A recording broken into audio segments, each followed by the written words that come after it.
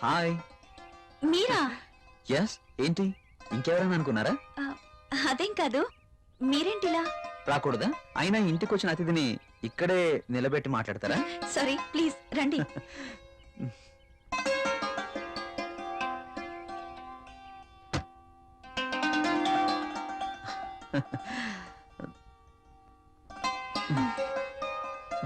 మీకోసమే తీసుకోండి. ఇప్పుడు ఇవన్నీ ఎందుకు? వద్దండి. పిల్లల్ని చూడ్డానికి వెళ్తే చాక్లెట్స్ తీసుకెళ్ళాలి. అదే మీలాంటి అందమైన వాళ్ళని చూడ్డానికి వస్తే మీ అందానికి తగ్గ వస్తువు తీసుకురావాలి. ప్లీజ్ ప్లీజ్ వద్దండి. నిన్నే కదా లేటెస్ట్ సారీ ఇచ్చారు.